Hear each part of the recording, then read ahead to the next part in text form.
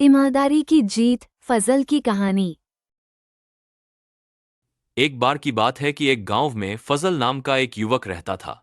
उसका दिल साफ था, नीयत नेक थी और ईमानदारी उसकी पहचान थी। लेकिन किस्मत ने उसे कभी खुलकर जीने का मौका नहीं दिया। उसका घर छोटा था, एक पुरानी सी किराए की झोपड़ी, जहां बिजली कभी कभी ही आती थी और पानी का इंतजाम भी बहुत मुश्किल से होता था।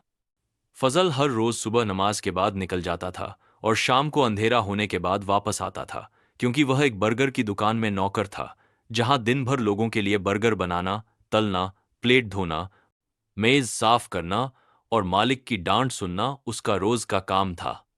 वह मालिक कंजूस था, ग्राहकों से तो पूरा पैसा लेता, लेकिन फजल को सिर्फ 2,000 रुपए महीना देता, जिसमें उसका गुजारा मुश्किल था। ना रोटी पूरी होती थी, ना किराया। बीवी बीमार रहती थी, दवाइयों का इंतजाम नहीं हो पाता था और फजल जब भी दुकान से घर वापस जाता तो उसकी आंखों में थकान और चेहरे पर उदासी होती थी। एक दिन फजल ने हिम्मत करके मालिक से कहा, साहब, मेरी तनख्वाह कुछ बढ़ा दें, गुजारा नहीं होता। 2 वक्त की रोटी भी मुश्किल है। तो मालिक ने गुस्से में कहा, नौकरी छोड़नी है तो छोड़ दो, मैं किसी को जबरदस्ती नहीं रोकता। फजल चुप हो गया, क्योंकि उसके पास दूसरा रास्ता था ही नहीं। हर दिन वह ज्यादा मेहनत करता और हर महीने सिर्फ जिल्लत मिलती। घर के हालात इतने खराब हो गए कि किराया 2 महीने से बाकी था।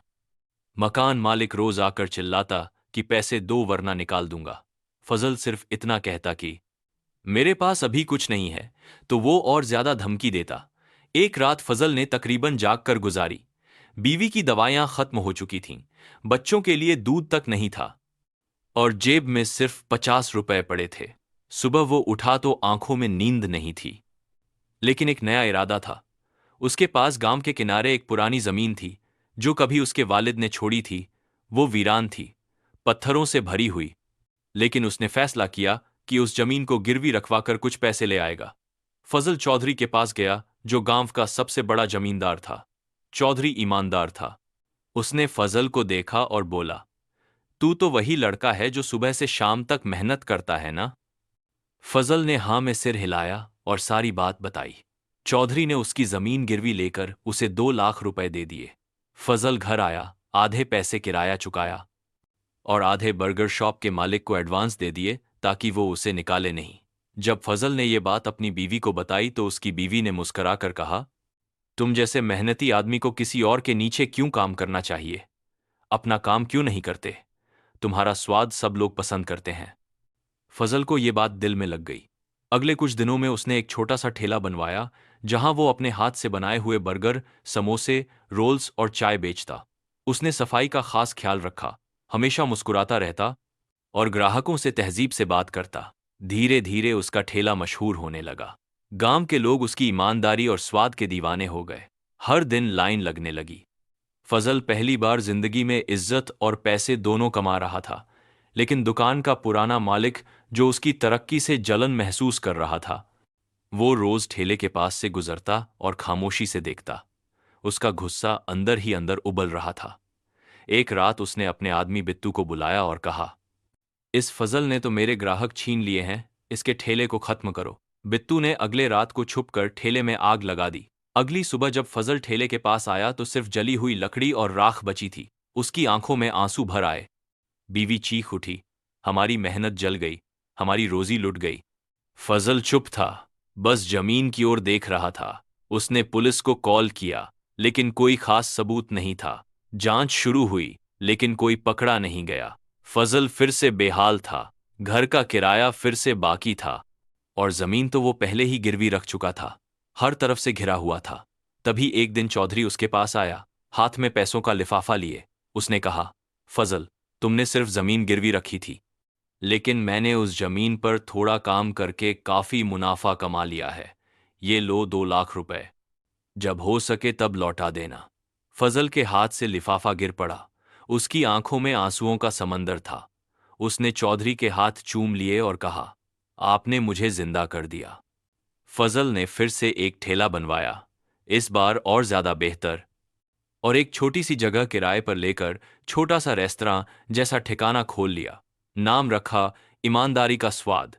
उसने एक और लड़का रखा जो पहले उसी बर्गर शॉप में काम करता था और जिसे मालिक ने निकाल दिया था। फजल ने उसे इज्जत और पूरा पैसा दिया। बिजनेस शुरू हुआ और इस बार और ज्यादा मशहूर हुआ। 2 महीने में वो गांव की सबसे पसंदीदा खाने की जगह बन गई। पुलिस की तहकीकात जारी रही। आखिर एक दिन एक गवाह सामने आया जिसने देखा था कि बिट्टू रात को छिपकर कुछ कर रहा था। जब पुलिस ने उसे पकड़ा तो उसने सब कुछ कबूल कर लिया कि उसने पुराने बर्गर शॉप के मालिक के कहने पर ठेले को आग लगाई थी। पुलिस ने दोनों को गिरफ्तार कर लिया।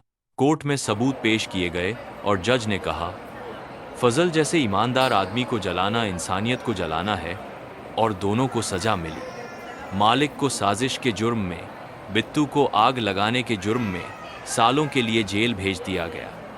फजल की दुकान दूर दूर तक मशहूर हो गई। लोग दूसरे गांवों से भी आने लगे। उसकी ईमानदारी, स्वाद और कहानी सुनने के लिए लोग उसके पास बैठते और कहते, फजल भाई, आपने सबक दिया कि ईमानदारी कभी नहीं हारती।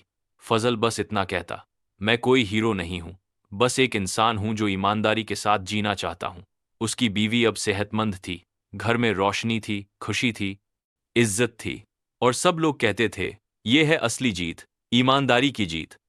लेकिन फजल ने यहां रुकना नहीं चाहा। उसने तय किया कि हर महीने वह एक गरीब लड़के या लड़की को कुकिंग की ट्रेनिंग देगा ताकि वे भी अपनी जिंदगी सुधार सकें। पहला लड़का था रेहान, जिसके पास सिर पर छत भी नहीं थी। फजल ने उसे अपने साथ रखा, उसे सिखाया और 1 साल बाद रेहान ने भी एक छोटी सी कैंटीन खोल ली। लोगों ने कहना शुरू किया कि फजल सिर्फ खाना नहीं बेचता, वह उम्मीद बांटता है। एक दिन एक स्कूल ने फजल को गेस्ट स्पीकर के तौर पर बुलाया। बच्चों ने उससे पूछा, फजल अंकल, अगर आप हार मान लेते तो क्या होता? फजल ने हल्की मुस्कान के साथ कहा, तो शायद तुमसे मिलना नहीं होता और मुझे अपने आप पर कभी फख्र महसूस नहीं होता। कभी कभी हार के बाद जो जीत मिलती है वो और भी गहरी होती है। बच्चों ने जोर से तालियां बजाईं। रात को जब फजल अपनी बीवी के साथ छत पर बैठा था, हवा हल्की चल रही थी, शहर की रोशनी दूर दूर तक चमक रही थी। बीवी ने पूछा, थक गए हो? फजल ने उसका हाथ पकड़कर कहा, नहीं, अभी तो जिंदगी शुरू हुई है। और उसी वक्त आसमान में एक टूटता सितारा गुजरा, जैसे किस्मत ने भी कह दिया हो, ईमानदारी की रोशनी कभी नहीं बुझती।